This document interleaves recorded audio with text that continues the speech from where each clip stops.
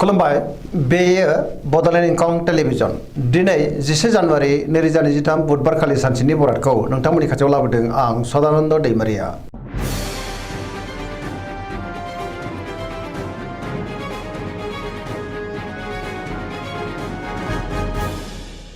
सिगां फरायनो लादों मेष राशि गिबि हांखो अ ल दिनैनि साना जोबोर मोजां सुथुरखौ दिनै गोरलैयैनो फेजेननो हागोन जेनिबो आंखाल जानाय नङा जेरावबो जाफुंसारगोन बहाबा थाङोब्ला दिनै जोबोर मोजां आरो मोजाङैनो हान्थिनोबो हागोन बहाबा दावबायनो खाबु मोननानै गोसोखौ दिनै जोबोर गोजोननाय मोनगोन मावनो लानाय खामानिखौ थि समावनो आरो गोरलैयैनो मावफुंनोबो हागोन गोसोआ दिनै जोबोर खुसि जागोन देहाया मोजाङैनो थागोन गुबुननिफ्राय मोजां खौरां मोननोबो हागौ रांखावरियाव जोबोर मोजां होनजायो गोबां धोन आरजिनोबो हागोन आयाबो दिनै बांनो हागौ बेफार फालांगियाव दिनै जोबोर मोजां मुलाम्फा मोनगोन सोरबा लोगोनिफ्राय थोजासे हेफाजाब मोननो हागौ नखराव बिसि फिसायनि गेजेराव अननानै फैगोन बिमा बिफानिफ्राय अननाय आरोफोरखौ मोननो हागौ गुबुननि गोसोखौ दिनै गोरलैयैनो बोनोबो हागोन गोसोनि बोलोआबो बांगोन समाजाव मान मोनगोन लाइमोनफोरा मोजां खौरां मोननो हागौ गोसोआ दिनै जोबोर रमान्टिक जागोन आरो गावबा गावनि गोसोनि साननायखौ फोरमायलायनोबो हागोन फरायसाफ्रा दिनै फरायनायाव गोसो दुंखांगोन आरो पजिटिभ एनार्जिनि गोहोमबो गोग्लैनो हागौ वृष राशि गिबि हांखो इ उ ब दिनैनि साना जोबोर मोजां गोसोआ दिनै जोबोर खुसि जागोन गोसोनि बोलोआबो बांनो हागौ मावनो लानाय खामानिखौ थि समावनो आरो गोरलैयैनो मावफुंनोबो हागोन समाजाव मान मोनगोन बेफार फालांगियाव जोबोर मोजां मुलाम्फा मोननो हागोन रांखावरियाव जोबोर मोजां होनजायो आया बांनो हागौ नखराव बिसि फिसायनि गेजेराव अननानै फैगोन बिदा फंबायजों दिनै मोजां सोमोन्दो थागोन सोरजोंबा बाख्नाय जानानै गोसोआ दिनै जोबोर गोजोनगोन देहाया मोजाङै थागोन गुबुननिफ्राय थोजासे हेफाजाब मोननो हागौ गोसोनि साननायफ्रा दिनै जाफुंनो हागौ सोरजोंबा बाख्नाय जागोन पजिटिभ एनार्जिनि गोहोम गोग्लैनो हागौ मिथुन राशि गिबि हांखो क स दिनैनि साना जोबोर मोजां गोसोखौ दिनै जोबोर गोजोननाय मोनगोन पजिटिभ एनार्जिनि गोहोम गोग्लैगोन मोनफ्रोमबो खामानिखौनो दिनै मोजाङैनो मावफुंलांनो हागोन सिगांनि बबेबा आद्रा खामानियाबो दिनै मावफुंजानो हागौ गियाननि आंखाल जानाय नङा गोसोआ दिनै जोबोर खुसि जागोन देहाया मोजाङैनो थागोन रांखावरियाव मोजां बेफार फालांगियावबो दिनै जोबोर मोजां मुलाम्फा मोनगोन नखराव बिसि फिसायनि गेजेराव अननानै फैगोन समाजाव दिनै मान मोनगोन गोसोनि बोलोआ बांगोन मावनो लानाय खामानिखौ थि समावनो आरो गोरलैयैनो मावफुंनोबो हागोन सोरबा लोगोनिफ्राय थोजासे अनसायनाय मोननोबो हागौ सोरजोंबा बाख्नाय जानानै गोसोखौ दिनै जोबोर खुसि जागोन गुबुनजों अनजासे गारनो हागौ लाइमोनफोरनि गोसोआ दिनै जोबोर रमान्टिक जागोन आरो गावबा गावनि गोसोनि साननायखौ फोरमायलायनोबो हागोन कर्कट राशि गिबि हांखो ड ह दिनैनि साना जोबोर मोजां गोसोखौ दिनै जोबोर गोजोननाय मोनगोन सोरबा लोगोजों बाख्नाय जानो हागौ गोसोनि साननायफ्रा जाफुंगोन गोसोआव दिनै पजिटिभ साननाय फैगोन गोथों आरो गोग्गो साननो रोंगोन गियाननि आंखाल जानाय नङा मावनो लानाय खामानिखौ थि समावनो आरो गोरलैयैनो मावफुंनोबो हागोन रांखावरियाव जोबोर मोजां होनजायो बेफार फालांगियावबो दिनै जोबोर मोजां मुलाम्फा मोनगोन नखराव अननानै फैगोन समाजाव दिनै लोगो लेवा बांगोन देहाया मोजाङै थागोन गुबुननिफ्राय थोजासे हेफाजाब मोनगोन जायखि खामानि मावनानै मोनफ्रोमबो खामानिखौनो दिनै मोजाङैनो मावफुंलांनो हागोन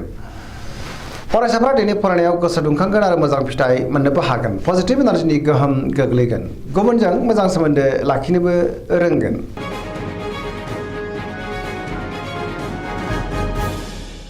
सिंह राशि गिबि हांखो म ट दिनैनि साना मोजां आरो गाज्रिनि गेजेरजों बाबेरलांगोन गोसोआ दिनै जोबोर गुलाय गुजाय जानो हागौ गोसोआव नेगेटिभ साननायबो फैगोन मावनो लानाय खामानिखौ थि समावनो मावफुंनो गोब्राब जागोन सोरबा लोगोजों थगायजानोबो हागौ सांग्रां जानाया गाहाम समाजाव लोगो लेवाबो बांनो हागौ बहाबा दावबायनो एबा हान्थिनो खाबु मोनगोन आरो मोजाङैनो हान्थिनोबो हागोन रांखावरियाव बारा मोजां नङा नाङा फाङा खरसाया बांनो हागौ बेफार फालांगियावबो बारा मोजां नङा होनजायो गोसोनि साननायखौ दिनै गुबुननो फोरमायनो हागोन नखराव बिसि फिसायनि गेजेराव अनलायनो फैगोन समाजावबो मान मोननो हागौ गुबुननि गोसोखौ नाथाय बोनो हानाय नङा देहाया मोजाङै थायोब्लाबो जानाय लोंनायाव सांग्रां जानांगोन गुबुननि थाखाय नाङा फाङा जेंनायाव गोग्लैनांनोबो हागौ नेगेटिभ एनार्जिनि गोहोम गोग्लैगोन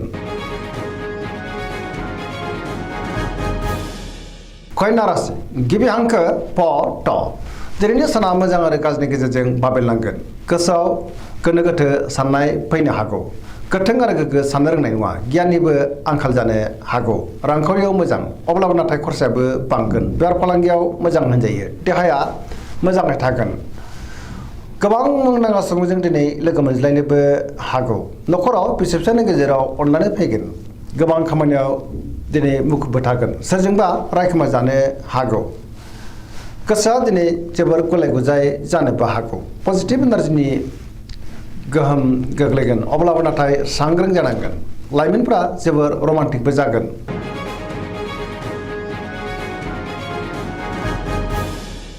तुला राशि गिबि हांखो र ट दिनैनि साना मोजां आरो गाज्रिनि गेजेरजों बाबेरलांगोन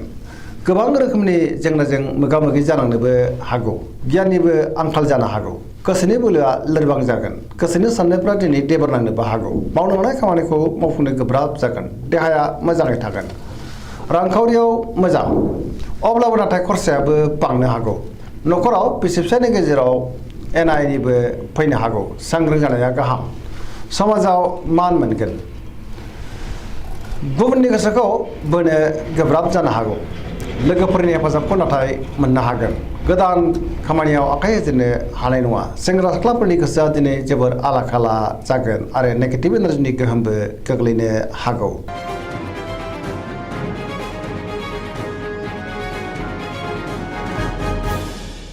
वृश्चिक राशि गिबि हांखो न स दिनैनि साना जोबोर मोजां पजिटिभ एनार्जिनि गोहोम गोग्लैगोन समाजाव लोगो लेवा बांगोन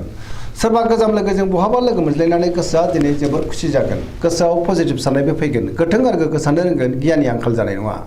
मावनो लानाय खामानिखौ थि समावनो आरो गोरलैयैनो मावफुंनोबो हागोन गुबुननिफ्राय थोजासे हेफाजाब मोननोबो हागौ गोसोनि साननायफ्रा दिनै मोगथाङाव जाफुंगोन गोसोनि बोलोआबो बांनो हागौ समाजाव बयजोंबो मान होजागोन न'खराव बिसि फिसायनि गेजेराव अनलायनाय फैगोन रांखावरियाव मोजां अब्लाबो नाथाय खरसायाबो बांगोन बेफार फालांगियाव जोबोर मोजां मुलाम्फा मोननो हागोन देहाया दिनै मोजाङै थागोन गुबुननिफ्राय थोजासे हेफाजाब मोननो हागौ फरायसाफ्रा दिनै फरायनायाव गोसो दुंखांगोन आरो मोजां फिथाइ मोनगोन लाइमोनफ्रा जोबोर रमान्टिक जागोन आरो गावबा गावनि गोसोनि साननायखौ फोरमायलायनोबो हागोन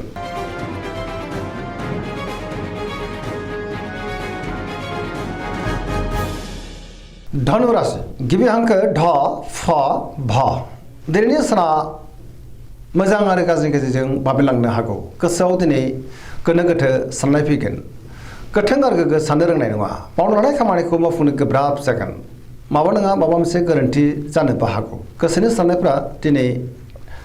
देबर नांनोबो हागौ रांखावरियाव बारा मोजां नङा नाङा फाङा खरसाया बांगोन बेफार फालांगियाव बारा मोजां नङा होनजायो समाजाव मान मोनगोन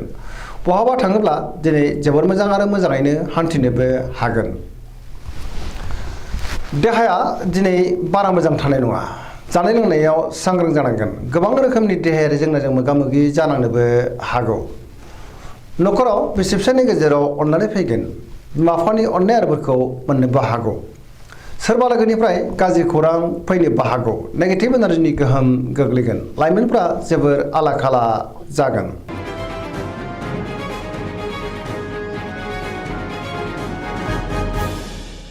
मकर राशि गिबि हांखो ख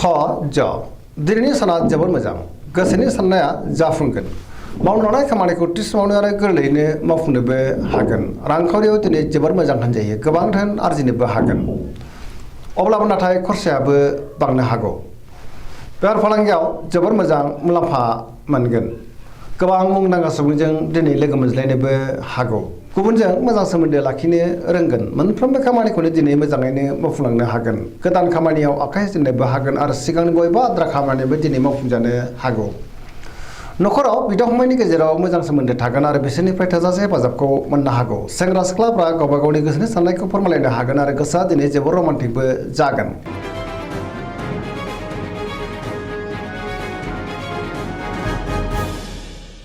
कुम्भ राशि गिबि हांखो ग स दिनैनि साना मोजां आरो गाज्रिनि गेजेरजों बाबेरलांनो हागौ गोसोखौ दिनै जोबोर गोनो गोथो मोनगोन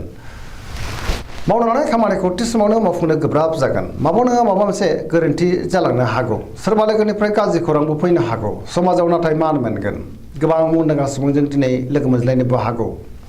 रांखावरियाव मोजां अब्लाबो नाथाय खरसायाबो बांगोन बेफार फालांगियाव मोजां होनजायो देहाया बारा मोजां थानाय नङा गोबां रोखोमनि देहायारि जेंनाजों मोगा मोगि जानांगोन न'खराव बिसि फिसायनि गेजेराव अनलायनाय फैगोन गुबुननिफ्राय हेफाजाबखौ लानो हागोन बिमा बिफानि अननायफोरखौबो मोननो हागौ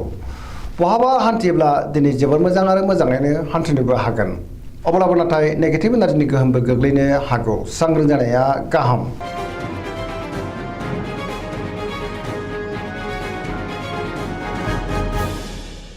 मीन राशि गिबि हांखो ड स दिनैनि साना जोबोर मोजां गोसोखौ दिनै जोबोर गोजोननाय मोनगोन गुबुननि थाखाय गोबां मोजां खामानि मावनानै होनोबो हागोन गोथों आरो गोग्गो साननो रोंगोन गियाननि आंखाल जानाय नङा पजिटिभ एनार्जिनि गोहोम गोग्लैगोन गोसोनि बोलोआ बांनो हागौ गावनि गोसोनि साननायखौ दिनै गुबुननो फोरमायनो हागोन आरो लाइमोनफ्रा जोबोर रमान्टिक जागोन देहाया मोजाङैनो थागोन रांखावरियाव मोजां बेफार फालांगियाव मोजां होनजायो न'खराव बिसि फिसायनि गेजेराव अनलायनाय फैगोन सोरजोंबा बाख्नाय जानानै गोसोआ दिनै जोबोर खुसि जागोन लाइमोनफ्रा जोबोर रमान्टिक जागोन आरो गावबा गावनि गोसोनि साननायखौ फोरमायलायनो हागोन फरायसाफ्रा फरायनायाव गोसो दुंखांगोन आरो मोजां फिथाइ मोननोबो हागोन सरासनस्रायै दिनै साना जोबोर मोजां आरो मोजाङैनो बारग'लांगोन दिनैनि राशि फरायनाया एसेनोसै जोबनायाव बेखौनो खावलायो जाहाथे नोंथांमोना सानफ्रामबो जोंनि बे बड'लेण्ड इंखं टेलिभिजनखौ नायबाय थायो आरो साबस्क्राइब खालामो लोगोसे लाइक खालामो आरो शेयार खालामो एसेनोसै गोजोन्थों